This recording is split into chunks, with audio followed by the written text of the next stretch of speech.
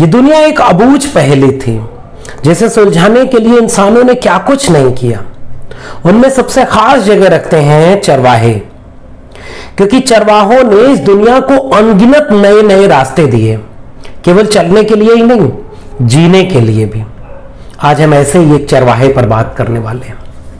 हम उत्तर भारत के लोग अक्सर इस भ्रम में रहते हैं कि उत्तर भारत का मैदानी इलाका ही पूरा भारत हो।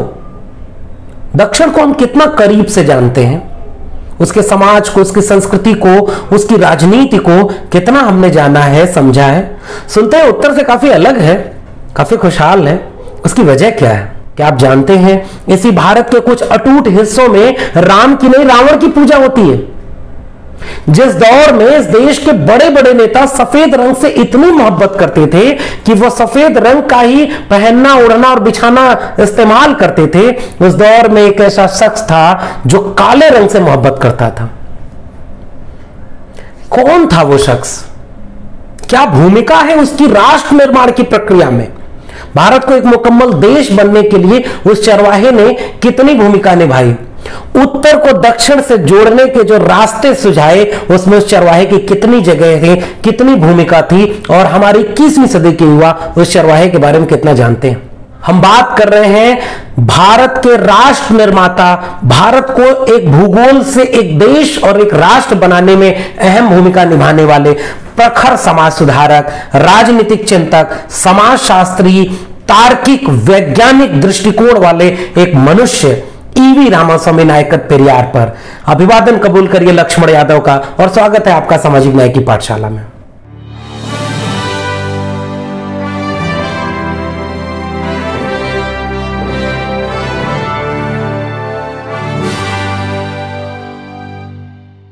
बीच का रास्ता नहीं होता।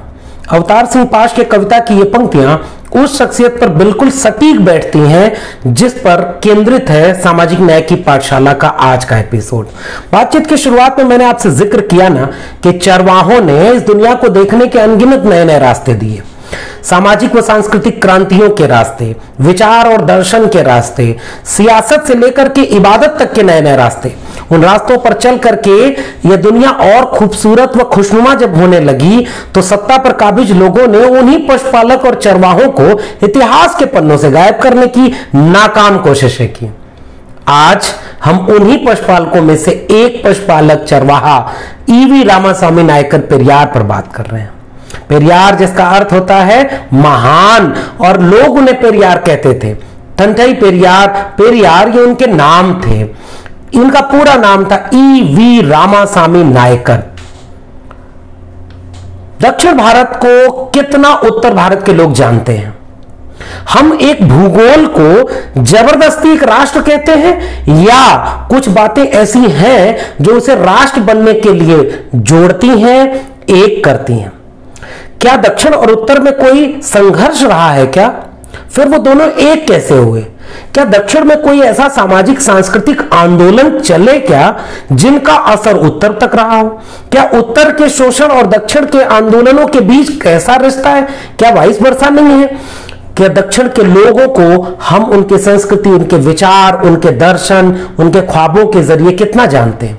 21वीं सदी के युवाओं को इन बातों पर विचार करना चाहिए। सामाजिक न्याय की पाठशाला का यह एपिसोड ईवी रामास्वामी नायकर पेरियार के कुछ विचारों के जरिए आपसे यही अपील करेगी कि आप असल में एक भूगोल को, राष्ट्र और देश कैसे बनता है, इसको समझने की कोशिश करिए। सामाजिक न्याय की पाठशाला यह काम कर रही है कि देखिए कैसे हम उत्तर भारत के लोग अतिरिक्त दबाव में समझते हैं कि जो कुछ उत्तर में है वही भारत है, जो कुछ मैदानी इलाकों में है वही राष्ट्र है। लेकिन दूर दक्षिण में बैठ करके एक व्यक्ति सामाजिक और सांस्कृतिक क्रांति के जरिए इस देश को कैसे अच्छा बनाने की कोशिश कर रहा होता है।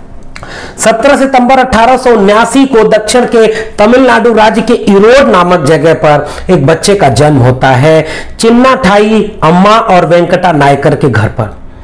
वह परिवार धार्मिक रूप से घोर आस्था वाला होता है। इलाके के तमाम पंडित पुरोहित लोग, सम्मानित लोग उस घर में आकर के शास्त्रार्थ किया करते थे, आना जाना लगा रहता था। वो छोटा सा बच्चा धीरे धीरे जब होश संभालता है तो आस्था और विश्वास के नाम पर चल रहे परंपरागत धर्म को बुद्धि और विवेक से चैलेंज करना शुरू कर देता है, चुनौती देता है। और उसके सवालों को सुन करके आने वाले पंडित पुरोहित ब्राह्मण नाराज होते हैं, साथ ही पिता भी नाराज हो जाते हैं। पिता उसे स्कूल भेजते हैं ताकि ये गलत संस्कार की बजाय सही संस्कारों की दिशा में जाए। पिता स्कूल जब भेजते हैं तो स्कूल में वो सुधरने की बजाय अपने ही तर्क और विज्ञान और बुद्धि की दिशा में और आगे बढ़ता चला जाता है। जब वो स्कूल में जाकर के भी एक तार्किक वैज्ञानिक मनुष्य बनने की प्रक्रिया में होता है तो पिता उसे स्कूल छुड़वा करके दो काम करते हैं। एक तो उसकी शादी कर देते हैं, 19 वर्ष की उम्र 13 साल के नागम्माई से उनकी शादी कर दी जाती है, और दूसरा उन्हें अपने पुश्तैनी पेशे में जिम्मेदारी दे दी जाती है। लेकिन समानांतर ढंग से बुद्धि विवेक तर्क के आधार पर धर्म और आस्था विश्वास को चुनौती देने वाला पेरियार समाज में अपनी सामाजिक और सांस्कृतिक क्रांति की शुरुआत कर चुके होते हैं। वो लोगों के बीच जाकर अंतरजातीय विवाह कराते हैं, अंतरजातीय सहभोज कराते हैं और जाति तोड़ने की बातें किया करते हैं। समाज में उनकी इस तरह की सक्रियता को देख करके लोग उनके ऊपर तंज कसते हैं कि तुम्हारी पत्नी इतनी धार्मिक है, वो उनको पहले सुधारो आप। पेरियार आकर के अपनी पत्नी को समझाते हुए कहते हैं कि ये जो गहने होते हैं ये महिलाओं के लिए बेड़ियां हैं गुलामी की। उस समय उनकी पत्नी गले में, दक्षिण भारत की भाषा में उसे थाली कहते हैं, हमारी तरफ उसे हंसुली कहते हैं, वो पहने रहती थी तमाम आभूषण। पेरियार समझाते बुझाते लड़ते झगड़ते उनसे उनके सारे गहने उतरवा देते हैं। इस बात से पूरा परिवार बेहद नाराज होता है, समाज बेहद नाराज होता है। इससे उस समय उनका बहुत ज्यादा विरोध होना शुरू हो जाता है और फिर वो अपना घर छोड़ करके निकल जाते हैं। पूरे भारत में घूमते रहते हैं ज्ञान और बुद्धि की तलाश में। बुद्ध से एक इंटरव्यू में पेरियार कहते हैं कि मैं बुद्ध से बहुत प्रभावित था। तो वो जो बुद्धि की तलाश में घूमते रहते हैं, वो घूमते घूमते बनारस पहुंचते हैं, और बनारस में मंदिर में खाने और पीने के लिए जब वो जाते हैं तो उनसे उनकी जाति पूछते हुए जनेऊ दिखाने की बात की जाती है। और इस बात से उनको इतना चोट लगती है कि वापस लौटते हैं। पुश्तैनी पेशे को तो संभालते ही हैं, लेकिन उस पूरे दक्षिण भारत में सामाजिक और सांस्कृतिक आंदोलन शुरू करते हैं जाति के खात्मे की। सामाजिक न्याय की विचारधारा के पाठशाला में आप देखेंगे कि उन तमाम नायकों पर बात की जाएगी जो जाति उन्मूलन की बात करते हैं। उस दौर में टॉमस पेन और डेविड ह्यूम के समतावादी विचारों से प्रभावित पेरियार एक सवाल करते हैं कि उस समय आधुनिकता का चोला पहन करके आस्था और विश्वास के लिबास में जो हिंदू पुनरुत्थानवाद आ रहा था, उसे पेरियार बुद्धि विज्ञान तर्क और विवेक के जरिए चुनौती देते हैं। और फिर वह लगातार एक खास तरह के सामाजिक और सांस्कृतिक क्रांति की बात करते हैं।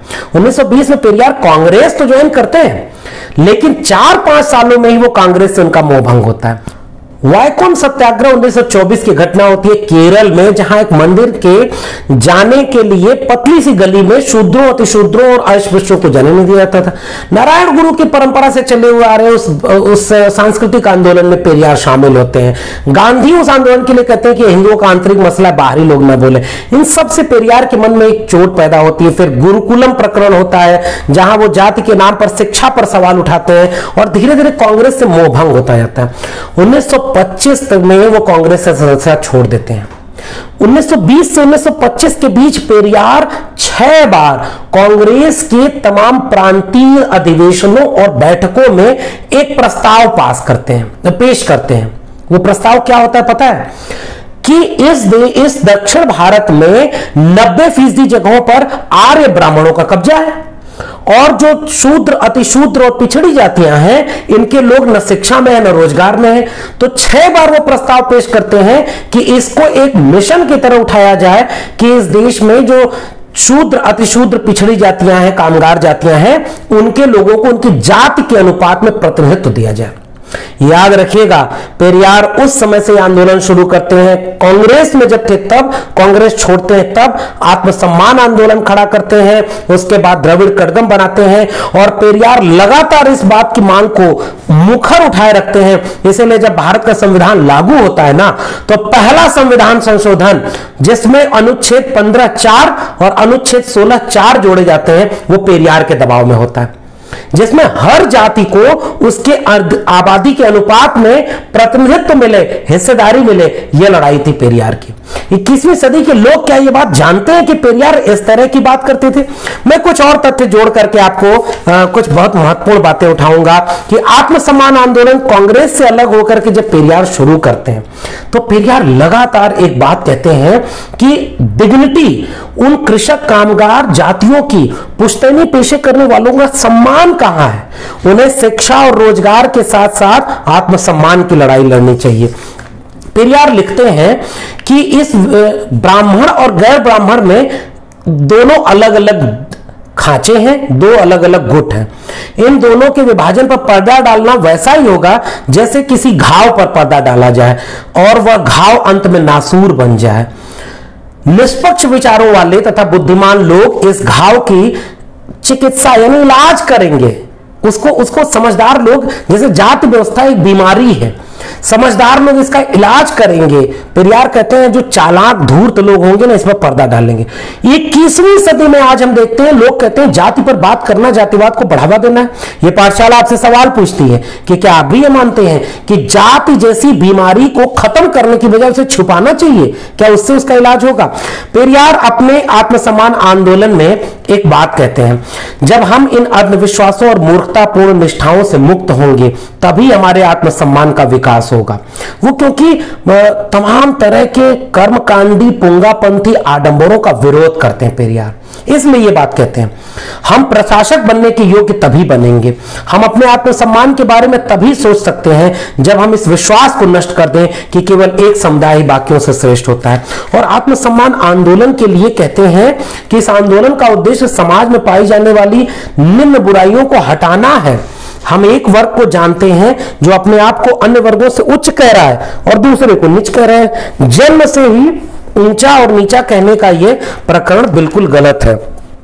आत्मसम्मान आंदोलन में एक बहुत महत्वपूर्ण अधिवेशन में पेरियार कहते हैं कि आपने कभी जानवरों के बीच ब्राह्मण गधे, एक ब्राह्मण कुत्ते, एक ब्राह्मण बंदर और एक ब्राह्मण भैंस के बारे में सुना है? नहीं ना। तो फिर कुछ व्यक्तियों ने केवल अपने अनुसरणकर्ताओं को अपने आप को ब्राह्मण कहलाने की स्वीकृति क्यों दे दी है? वास्तव में यह धर्म के कारण हुआ। यदि धर्म का प्रयोग कुछ लोगों का स्तर ऊंचा उठाने और कुछ लोगों का स्तर नीचा गिराने के लिए होता है तो हम इस धर्म को क्यों धारण करें?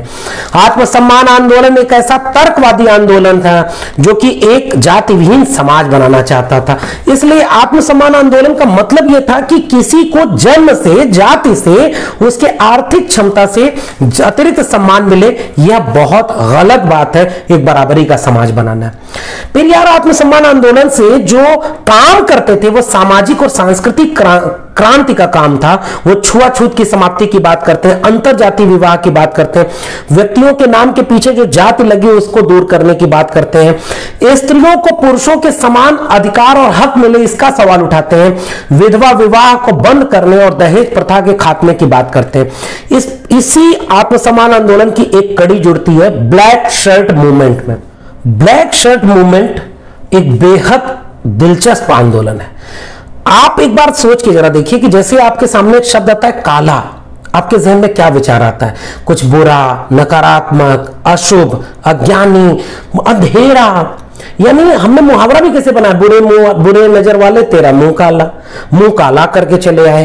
काला कानून पास हो गया, जबकि ये कितना त्रासद है। पेरियार काले को अपना प्रिय रंग मानते। उस दौर में, जिस दौर में जंगी आजादी का हर बड़ा नेता सफेद वस्त्र को स्वराज का प्रतीक मानता है, उस दौर में पेरियार काले को कपड़े को पहनने की बात करते हैं। पेरियार कहते हैं कि यह जो ब्लैक शर्ट मूवमेंट है हमारे भीतर और बाहर की चीजों को एक करके बराबरी का समाज बनाने की बात करेगा। पेरियार एक समाजवादी विचारक हैं। पेरियार क्या कहते हैं अपने समाजवादी विचारों में, यह देखिए, इस आंदोलन में आज गरीबों, अनभिज्ञों पर ब्राह्मणों तथा सामान्य लोगों के अंधविश्वास और मूर्खता के द्वारा किए जाने वाले शोषण की निंदा शामिल है।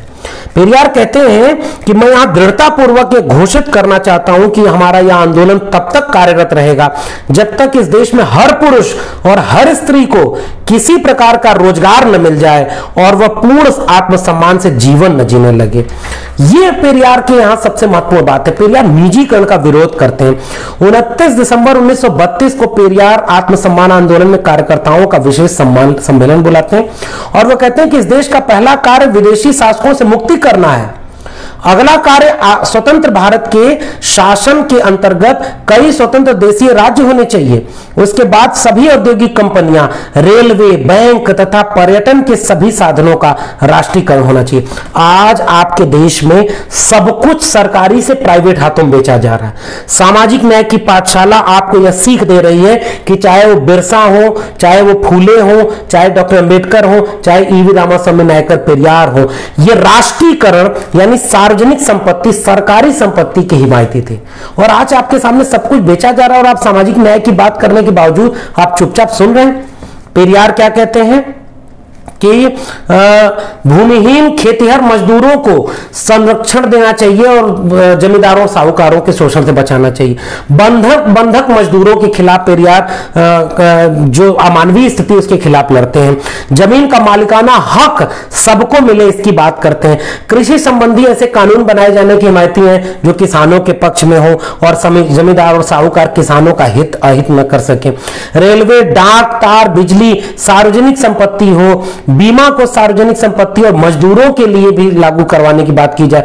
सभी बच्चों को निःशुल्क शिक्षाएं दी जाए, सुविधाएं दी जाए, नशाबंदी की जाए, अस्पृश्यता, भेदभाव, अंधविश्वास खत्म किया जाए, भूमि को राजस्व से मुक्त किया जाए। यानी पूरे आत्मसम्मान आंदोलन जिसकी परिणति द्रविड़ करगम में होती है, वह दरअसल एक समाजवादी विचार था। समाजवादी विचार के तहत सबकी बराबरी, सबके हक हुकूक हिस्सेदारी की बात पेरियार क्या मिलती। बात समाजवाद की चली तो एक घटना का जिक्र जरूर करते चलूं। 23 जनवरी 1958 को मद्रास में द्रविड़ कजगम के नेता पेरियार और प्रखर समाजवादी नेता डॉक्टर राम मनोहर लोहिया की भेंट मुलाकात हुई और डॉक्टर लोहिया द्वारा संपादित पत्र चौखंबा में बातचीत का सारांश प्रभावित हुआ। लोहिया और पेरियार कई चीजों पर लेकर के एक राय रखते हैं। लोहिया अपने कुछ शिकायत कहते हैं कि आप गांधी की एकदम निर्मम आलोचना मत किया करिए, तिरंगे का अपमान, संविधान का अपमान ठीक नहीं है। दक्षिण को एक अलग राज्य मांगने की मांग आप छोड़ दीजिए, बाकी जो आपका काम है वो सामाजिक और सांस्कृतिक क्रांति का काम है, जाति उन्मूलन का काम, सबके आर्थिक न्याय का काम, महिलाओं की बराबरी का काम, सबको हक हुकूक मिले, शिक्षा रोजगार मिले, बैंक, रेल, सारी चीजों को लेकर के खेती, किसानी, मजदूरी तक की चीजों को राष्ट्र तय करे, सरकारी संपत्तियां हो, ये सारी चीजें। इतने बड़े विजन पर लोहिया और पेरियार एक थे और लोहिया खुद कहते हैं कि ये जो अतिवादी दो चार चीजें हैं अब इसको छोड़ दीजिए, भारत आजाद हो गया है तो हम इसे नए ढंग से सुलझाएंगे। अगर मैं पेरियार का समग्र खाका खींचूं तो मैं ये देखता हूं कि जिस समय एक नया भारत बनने की अंगड़ाई ले रहा था, वह दौर पेरियार जैसे एक तर्क बुद्धिवादी, मनुष्यता को केंद्र में रखने वाले दार्शनिक, स्त्रियों को पुरुषों के बराबर संपत्ति से लेकर के आत्मसम्मान तक के हक दिलाने की लड़ाई लड़ने वाला, मजदूरों और किसानों के हित की बात करने वाला, शिक्षा की बात करने वाला, धर्म को बेड़ी बांधने वाला और धर्म और ईश्वर के खिलाफ खड़ा, तर्क और बुद्धि के पक्ष में खड़ा एक ऐसा समाज सुधारक जिसने आजाद भारत की बुनियाद रखी। उसे यह समझने ही नहीं दिया गया कि उसके आत्मसम्मान आंदोलन का, धर्म से उसकी मुक्ति का और तमाम चीजों का क्या महत्वपूर्ण पक्ष है। आज हम धर्म की गिरफ्त में, जकड़ में परेशान होते जा रहे हैं, उलझते जा रहे हैं। हम राम मंदिर के नाम पर चंदा दे रहे हैं, हम लगातार धर्म के कर्मकांडी पक्ष की तरफ वापस लौट रहे हैं। जबकि हमारे पुरखों ने धर्म के लिए क्या कहा, देखिए उन्होंने कहा कि ईश्वर नहीं है, बिल्कुल नहीं है। जिसने ईश्वर की रचना की वह एक बेवकूफ था। जो ईश्वर का प्रचार करते हैं वे बदमाश हैं, और जो ईश्वर की पूजा करते हैं वे बर्बर हैं। ईश्वर की रचना करने वाला कौन है? अगर ईश्वर ने ये सब बनाया तो ये विकलांग क्यों हो जाते हैं, लोग गरीब क्यों है, या आफत क्यों आ जाती है, और आज कोविड जैसी महामारी क्यों आ गई?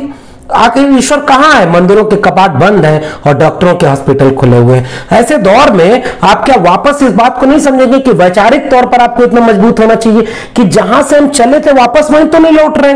उन्होंने कहा कि या तो ईश्वर असहाय है या मूर्ख। यदि ईश्वर विश्व का रचयिता है तो उसका रचयिता कौन है? यदि वह विश्व का रचयिता है तो उसने चोर, डाकू, अपंग, हत्यारे, अमीर, गरीब क्यों बनाए? क्या वह आम लोगों की दयनीय स्थिति के लिए जिम्मेदार नहीं है? इस तरह का तार्किक प्रश्न करने वाला पेरियार हमारे सामने एक प्रतीक पुरुष के रूप में सामने खड़ा है। पेरियार ने कितने सारे पत्रिकाएं प्रकाशित की, आप देखिए।